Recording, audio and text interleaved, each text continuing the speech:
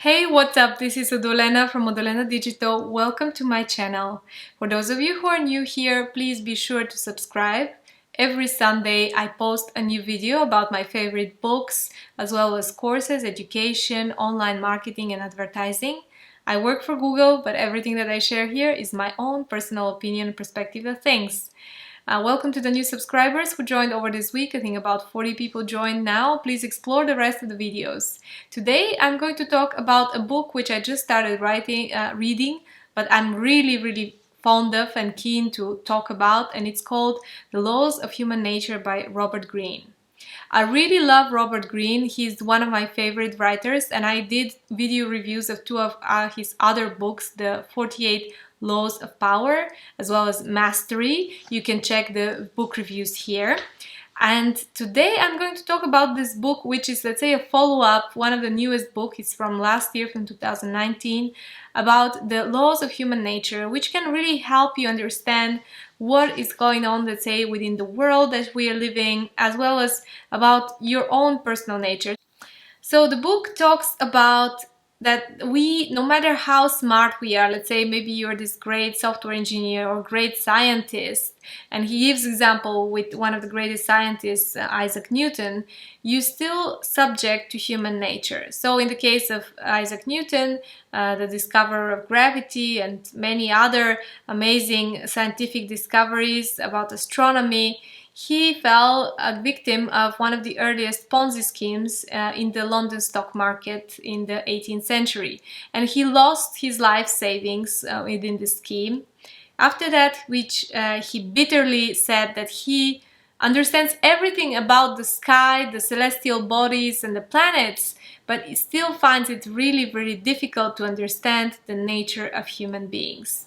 And I think this is the key about this book, about the nature the laws of human nature, is that we tend to believe that we are rational beings, that we are non-conformists, that we have our own belief system, but actually we are something very different from these perspectives. First, we have, let's say, this angelic vision of ourselves that we present into society, that we are good. We genuinely, most of people, and even biggest criminals, believe that they are good and they are innocent. Actually, if you ask even the most terrible law offenders, they would say that they are innocent and it's a mistake and it was someone else who did it, or point finger to someone else. And actually this kind of angelic person that we have in our minds is a big myth. Within Marcus Aurelius, I did a video review of his book Meditations. He says that we are bad people living with other bad people, and the only way for us to make things better is to treat each other better and to accept that we are not ideal, that we are not these ideal versions of ourselves that we have in our mind. We are something far from perfect, and we can try to be better, but we have to, let's say, be able to see ourselves from the sidelines, that we are not these perfect creatures. Or what's worse is that sometimes you have people that really focus very well on righteousness, on their cause, on something that they believe in. It's a good cause, it's something that they want to win, but they employ some nasty tricks or some kind of bigoted means to achieve their goal, the means justifying the goal. And this is another way of this kind of shady personality, this shadow that lives inside us, to come out and to take over. So often this shadow is casted open when things come up into stress. Let's say stressful situations related to money, related to property, related to guilt. Whose fault was it? You often feel actually the real faces and how people really are, including yourself. You observe yourself and find out that you behave in a completely different way. Like all the masks that we put on are casted away, and we are who we are. So one example is, let's say, with Isak Newton, he believed that he was taking a perfectly rational decision investing into the scheme, where even the king was investing in this scheme and people were making huge fortunes. And then he realized, and then he was a subject to his greedy nature. It wasn't a rational decision, it was all about emotion. So humans are pretty much manipulatable by emotions, and of course marketers understand that best. I talked about several books which explore really this part of marketing and addictive products. I talked about Hooked, how to design addictive products, talk about contagious, how to make contagious movements, why certain things pick up. There's another great book called Riveted. So these are all psychological biases which are exploited by sellers, by corporations in order to make people buy their products. So whenever you start, let's say you feel that you really want something and you want a specific thing, it's good to ask yourself, if you can, because it's much stronger than we think it is, what made us take this decision? Is that an actual rational decision, or is it because someone who from the seller said something that touched, let's say, like certain words, the way they said them, maybe that they touched your hand lightly, or there was a color that associated, let's say, with desire, like red color, for example. These are all kind of like little bolts and twirls in our heads which are very easily activated, and this is not rational. All decisions are taken emotionally, then you justify them rationally. Actually, if you look at my video about Grant Cardone, this is one of the key aspects that he talks about selling, is that all decisions are taken emotionally.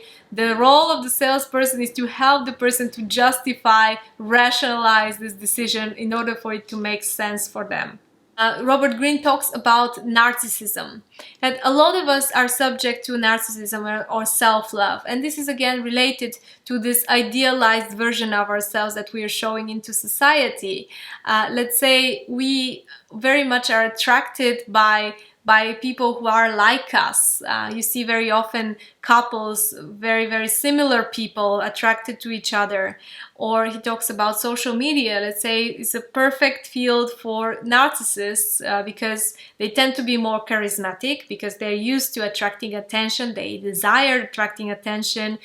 So getting followers, getting views, comments, this is something that narcissists really love. And I'm a narcissist. I 100% agree with this. This is why I'm actually doing this YouTube channel. I'm joking.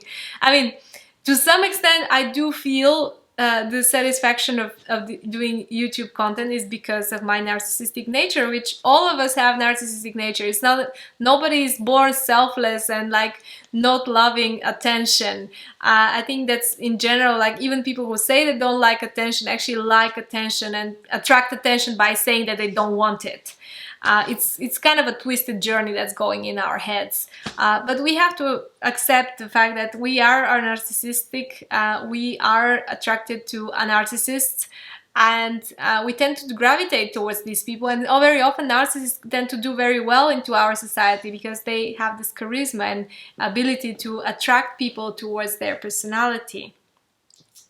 And finally, he talks about one quality which, let's say, can save the day, can save humanity, and it's also very unique to us. So we talked about, let's say, the negative stuff, but there is also empathy, which is a very unique feature if you think about it. Empathy is something that, let's say, literally gives us the opportunity to imagine how the world is like from the eyes of someone else, to, let's say, to incarnate another human being, or maybe even another creature, non-human being.